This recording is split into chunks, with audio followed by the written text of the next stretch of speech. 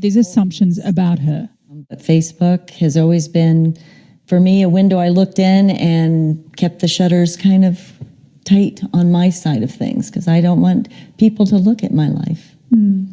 Are you surprised by the idea that there is this kind of granular level of detail that is being collated by political campaigns about people so that messaging can be tailored specifically to you? Absolutely. It's a manipulation of our society by people who don't really care about our society. They care about their business, they care about their bottom line, and they aren't here for all of us, other than they want to manipulate all of us because we're either a voter or a consumer. And that's how they look at me. They don't look at how safe I am or how good my schools are. Mark Zuckerberg has this week apologized. Do you take any kind of consolation from that? Not really.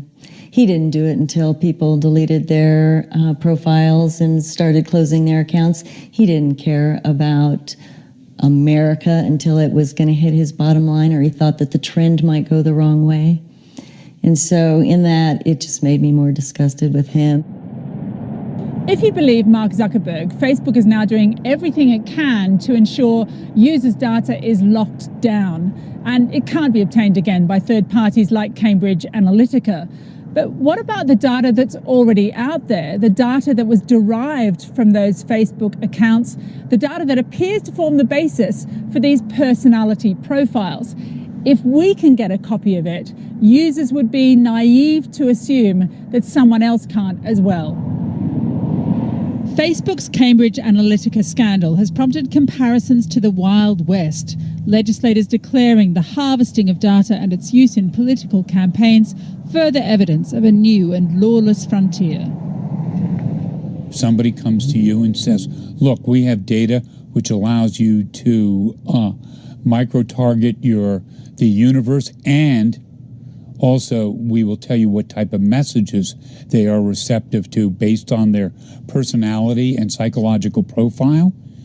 You're very likely to say, where do I wire the check?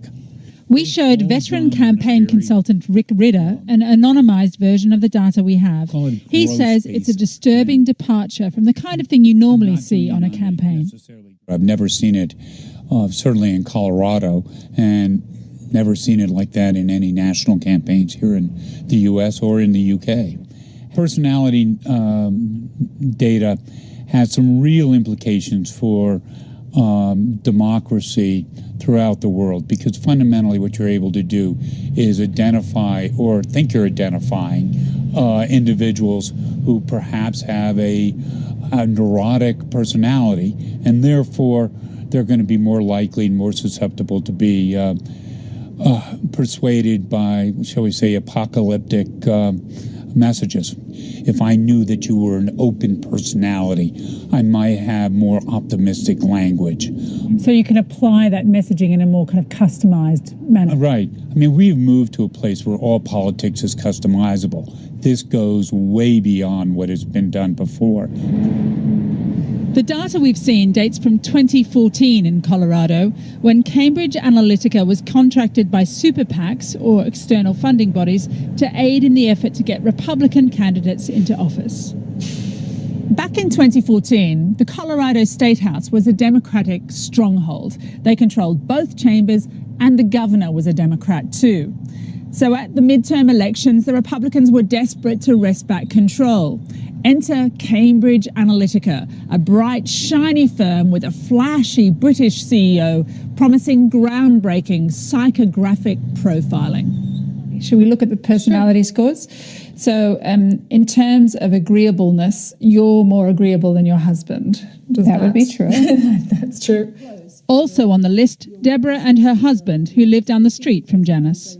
So how surprised are you that a foreign company might hold this kind of... Very surprised, and I find it disturbing. Why do you find it disturbing? Because that's personal information, and, you know, just to be able to have strangers be able to kind of make assessments about who we are and what our views are, whether it's accurate or inaccurate, it's unnerving to think that somebody has and is keeping track of that information. I mean, is it disturbing and distressing enough that you would think twice about engaging? Absolutely. Absolutely. It gives me pause to think about what information. And then I'm questioning, like, if I scroll down something and click on it to look at like more what's involved in the post, if that's them gathering data as well, it makes me really hesitant to even want to engage to that degree. It's a neighbourhood that puts a premium on privacy. Many residents we tracked down were reluctant to discuss the story on their front porches and certainly not on camera. A number wanted to see their data but were unwilling to do interviews, too upset by the way their privacy had already been abused. Others, like Barbara, didn't mind so much. She agreed to meet us in a local park near her house. She's a lifelong Republican and a Facebook devotee. Do you use your like button a lot on Facebook? I love it. Not like, I love. You love it. Okay. Or both. Her personality profile felt the most accurate of anyone we met. It suggested she's an introvert. Yeah, I tend to be naturally, yes, but I can open up, especially one-on-one in a crowd. I can if I know I have to, but I'm most comfortable to be quiet. And finally, neuroticism is one of the other categories here. You're not particularly high on that scale, so you're not a worrier about external threats. That's not something that... I'm not, because I have peace. I just have peace in Jesus Christ, and that's honestly how doesn't matter what's happening around me because I'm at peace. Does it worry you that somehow people have kind of extracted this information about you from your online profile? It didn't worry me because I figured they were. So you've always assumed that anything you put out there, that it's going to be collated in some way? Yeah, I just figured they were. Well, Barbara was right. She says she doesn't mind that someone harvested her Facebook details, but others do. CA told Facebook it deleted the information, but clearly there are profiles derived from that work that circulate still today, and capturing them all feels an impossible task, even for Mark Zuckerberg. Kylie Morris, well, Facebook declined our request for an interview. In fact, we've been asking the company for an interview every day since the 17th of March.